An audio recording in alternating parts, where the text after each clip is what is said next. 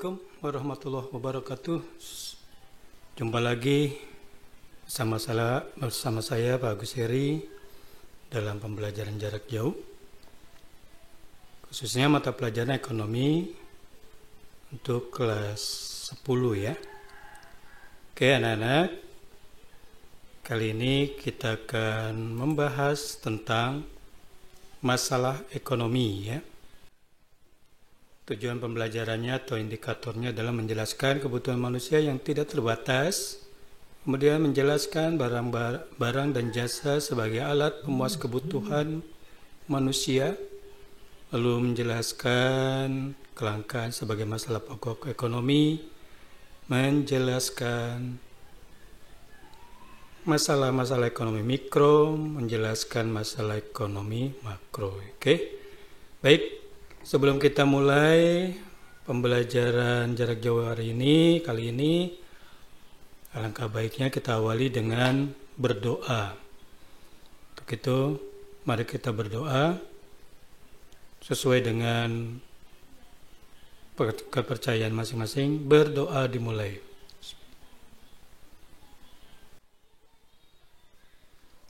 Berdoa selesai. Oke anak-anak, mari kita lihat tayangan berikut ini.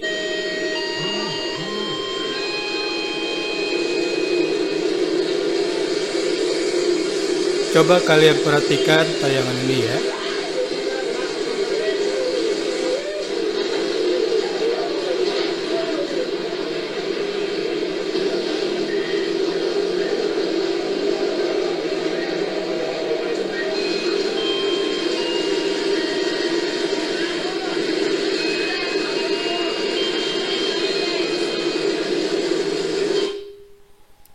Oke, dari tayangan tadi kita bisa lihat tayangan tersebut menggambarkan inti masalah ekonomi. Apa yang terjadi di tayangan tersebut? Bahwa begitu banyak masyarakat yang membutuhkan alat transportasi, khususnya kereta api tadi ya, contohnya ya. Nah, di sini dapat katakan bahwa kebutuhan dan keinginan itu tidak terbatas. Artinya semakin banyak masyarakat yang membutuhkan, tetapi tidak didukung dengan sumber daya yang tersedia. Dengan kata lain, sumber dayanya ini terbatas ya. Nah, oleh karena itu haruslah diatasi dengan berbagai upaya yang memang harus dilakukan pemerintah. Baiklah, kita lanjutkan sini. Nah, kebutuhan yang tidak terbatas itu dapat dikelompokkan ke dalam beberapa jenis ya. Yang pertama berdasarkan intensitasnya ya. Yaitu kita bagi lagi, misalnya yang pertama kita lihat kebutuhan primer. Kebutuhan primer itu adalah kebutuhan yang harus dipenuhi demi kelangsungan hidup. Contohnya apa? Ya tentunya makan misalnya ya, pakaian, kemudian tempat tinggal ya, serta tentunya pendidikan. Ini menjadi kebutuhan primer atau kebutuhan pokok kita.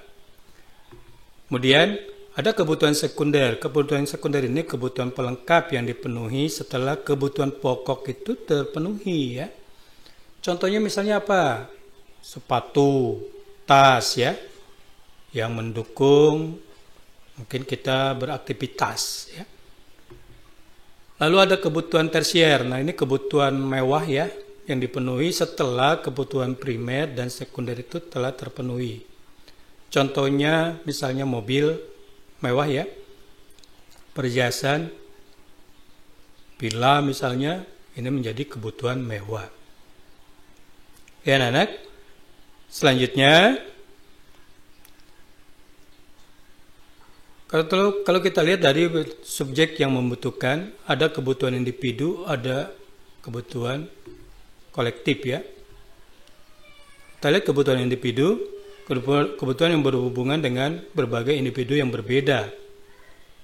Contohnya di sini misalnya seorang siswa belajar, tentu kebutuhannya itu di adanya buku pelajaran ya. Kemudian tadi misalnya seorang petani Seorang petani tentu kebutuhan individunya adalah bagaimana mengolah lahan pertanian ya. Nah, saya seperti itu. Kemudian kebutuhan umum, contohnya di sini kebutuhan yang berhubungan dengan masyarakat atau disebut juga kebutuhan sosial atau kebutuhan kolektif ya. Misalnya apa? Contohnya jalan, jembatan ya. Kemudian jaringan listrik atau mungkin sekarang ini jaringan telepon, telekomunikasi dan sebagainya. Berdasarkan waktu, misalnya kebutuhan sekarang ya kebutuhan yang tidak dapat ditunda pemenuhannya ya dan harus dilakukan saat itu. Contohnya misalnya orang sakit membutuhkan obat, orang sakit harus segera dirawat di rumah sakit. Nah, ini kebutuhan yang memang tidak dapat ditunda ya, harus segera dilakukan. Kenapa harus segera dilakukan? Karena kalau tidak dilakukan, maka kalau dilihat dari contoh ini orang yang sakit itu akan semakin parah ya, bahkan mungkin akan meninggal dunia. Kebutuhan masa datang, ini kebutuhan yang dirancang atau direncanakan untuk terpenuhi di masa depan. Ini berkaitan dengan cita-cita ya. Contohnya misalnya orang tua menabung untuk mempersiapkan biaya kuliah anaknya. Atau kalian juga merencanakan masa depan kalian apa misalnya. Oh, dari sekarang kalian bercita-cita ingin menjadi apa? Jadi pengusaha. Nah, ketika ingin jadi pengusaha tentunya harus direncanakan. Misalnya apa? Kalian kuliah di bidang bisnis misalnya ya. Kalian kuliah misalnya di akuntansi dan sebagainya. Itu merencanakan masa depan. Ada kebutuhan berdasarkan sifat pemenuhan kebutuhannya. Misalnya kebutuhan jasmani. Ini kebutuhan yang memang harus dipenuhi manusia ya. Ya kebutuhan yang berhubungan dengan tubuh manusia.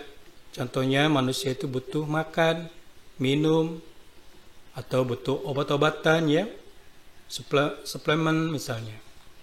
Ini harus disediakan yang berhubungan dengan tubuh manusia.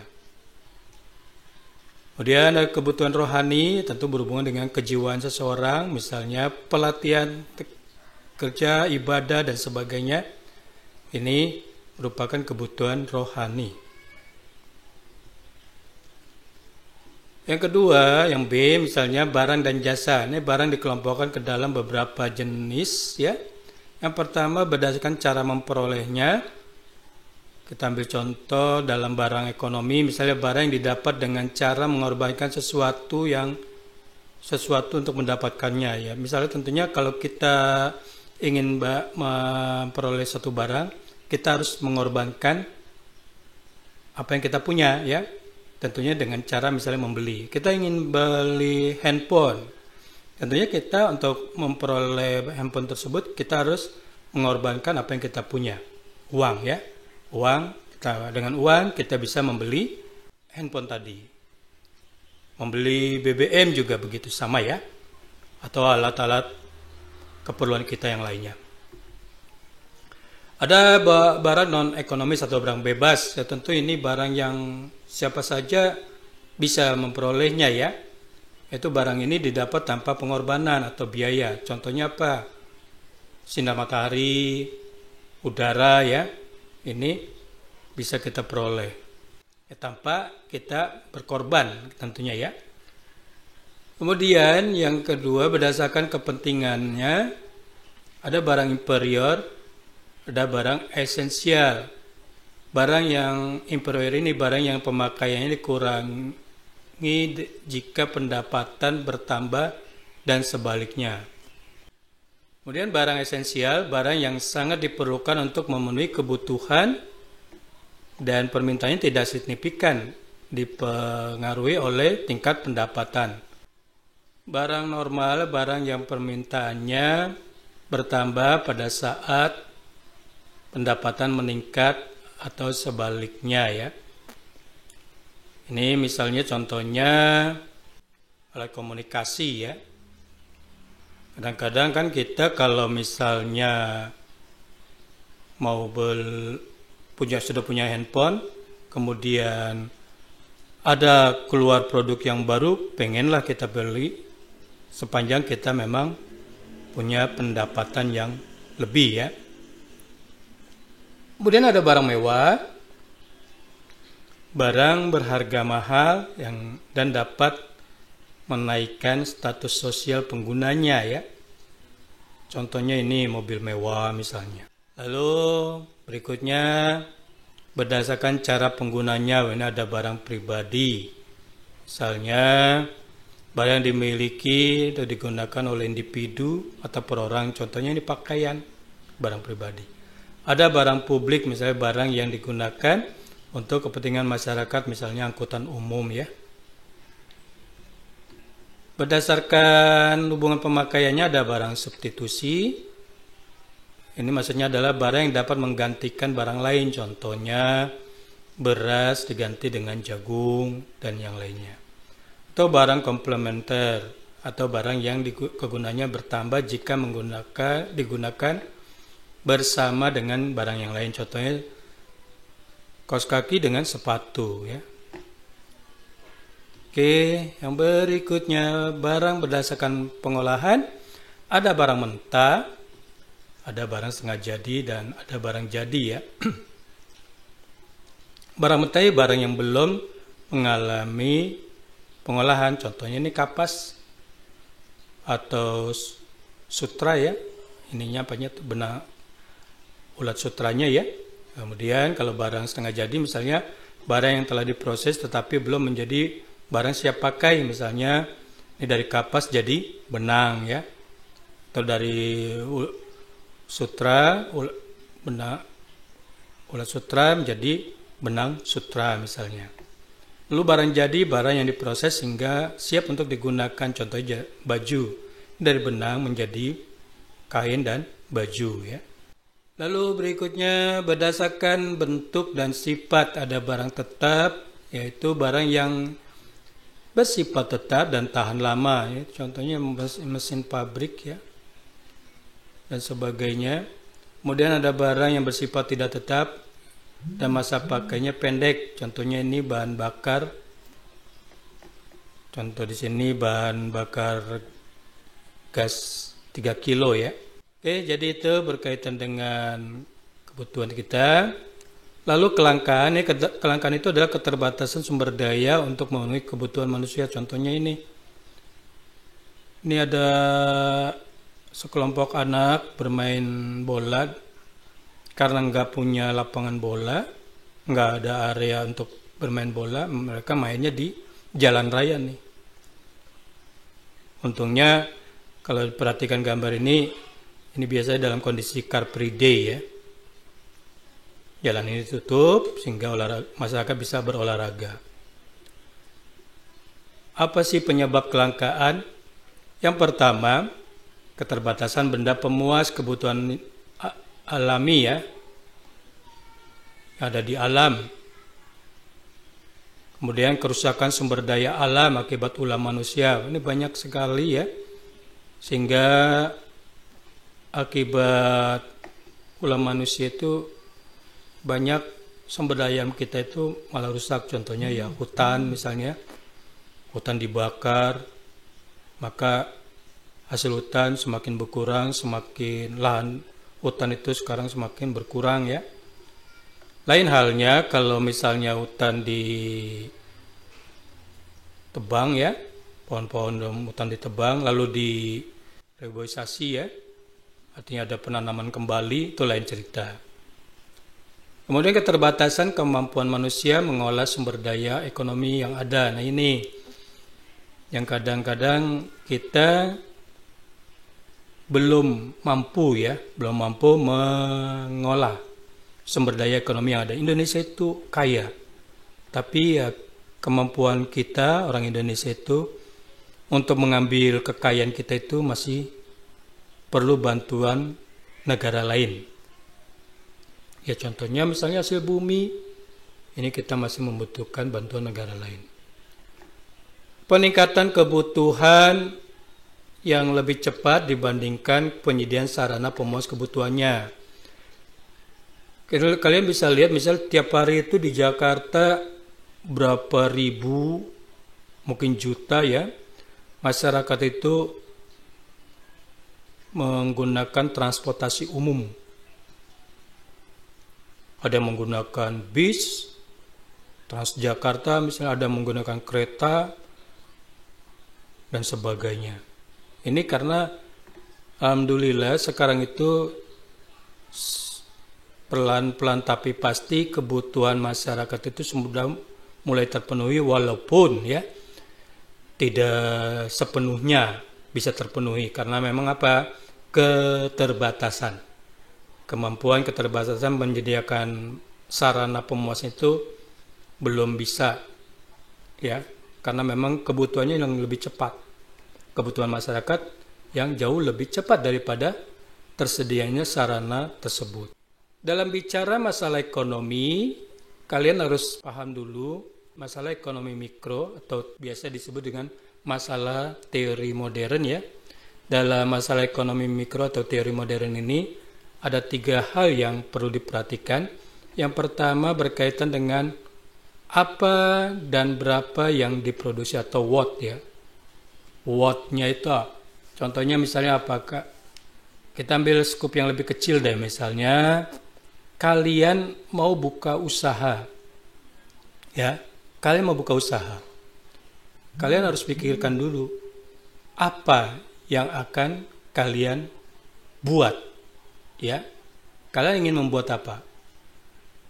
Kalian mau buka usaha, tentunya usaha itu apa dulu ya, kalian pikirkan, rencanakan. Oh misalnya pengen buka usaha kafe.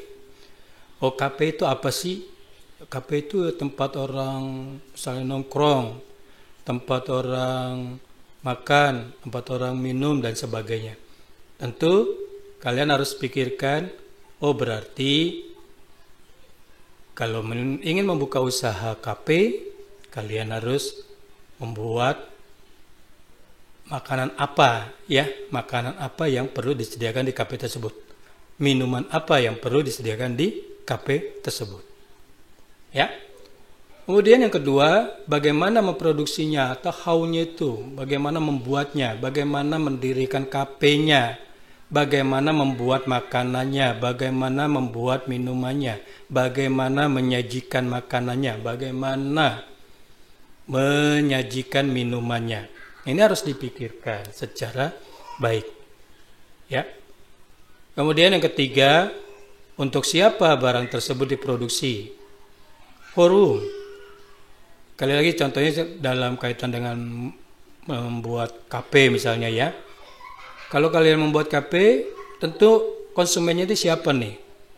Siapa yang akan diundang, akan datang ke kafe kita? Golongannya golongan apa nih? Oh golongan menengah bawah misalnya. Tentu harus sesuaikan barang apa yang akan dibuat, harganya berapa dan sebagainya ya. Cara membuat seperti apa? Makanannya apa saja, minumannya apa saja.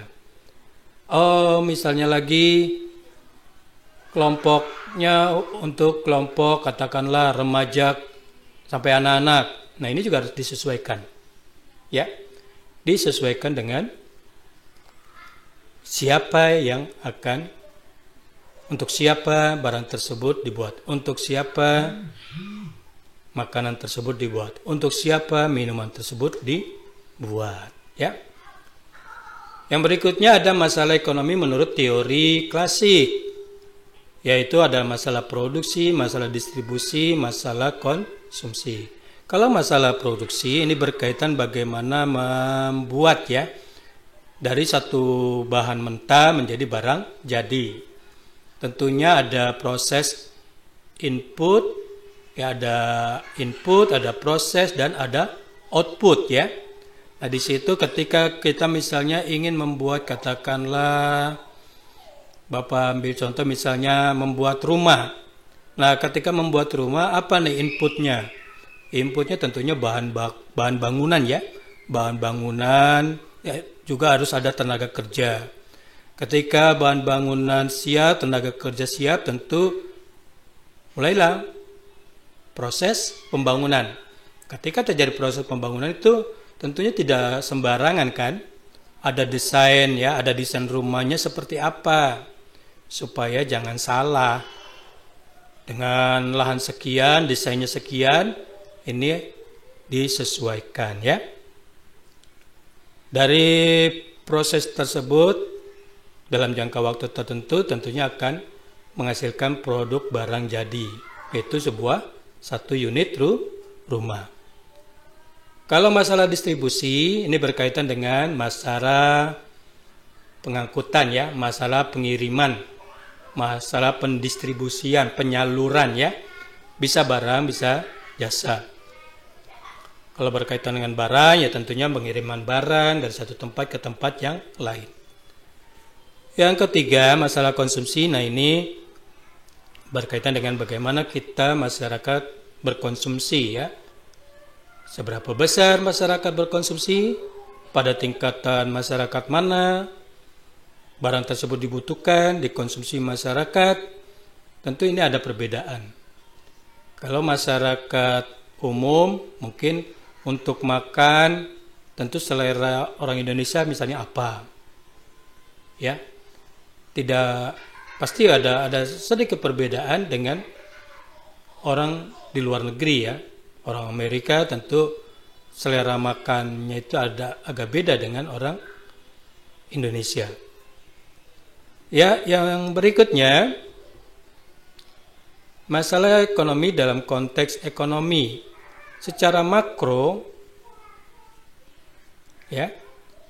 Ini berkaitan dengan pertumbuhan ekonomi. Nah, untuk masalah pertumbuhan ekonomi nanti kita bahas di kelas 11 ya. Ini berkaitan bagaimana pemerintah melihat apakah masyarakat kita semakin sejahtera atau tidak. Kalau pertumbuhan ekonominya bagus, baik, seharusnya ditunjukkan dengan tingkat kesejahteraan masyarakatnya. Kemudian masalah ketidakstabilan kegiatan ekonomi. Nah ini harus dikendalikan. Terkadang-kadang perekonomian kita itu terguncang karena isu global ya.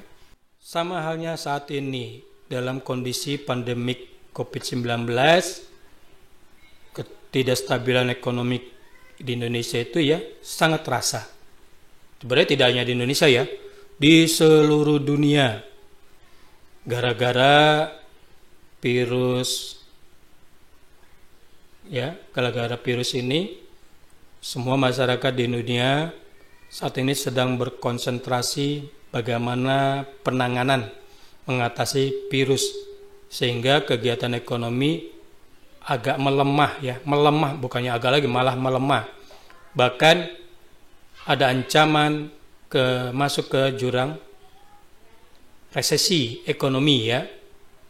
Semoga saja kita doakan sama-sama, semoga di Indonesia tidak sampai kita mengalami resesi ekonomi. Yang ketiga, masalah pengangguran. Sama dengan semakin perekonomian tidak stabil, ini akan berdampak kepada meningkatnya pengangguran, angka pengangguran. Ya. Ketika perekonomian kita menurun, tentu dampaknya apa? Melemahnya perekonomian dampaknya kepada melemahnya pendapatan perusahaan, ya tentu akan berdampak kepada PHK ya, pemutusan hubungan kerja. Nah yang keempat, masalah inflasi. Ini inflasi itu berkaitan dengan semakin mahalnya harga-harga barang ya. Setiap hari kalian bisa lihat ada beberapa barang kebutuhan pokok semakin naik, semakin mahal. Ini inflasi. Lalu yang kelima, neraca perdagangan dan neraca pembayaran yang memang kadang-kadang nggak stabil ya. Kalau neraca perdagangan berkaitan dengan bagaimana ya ekspor impor kita terhadap luar negeri. Kalau ekspornya lebih besar daripada impor, tentu kita surplus ya.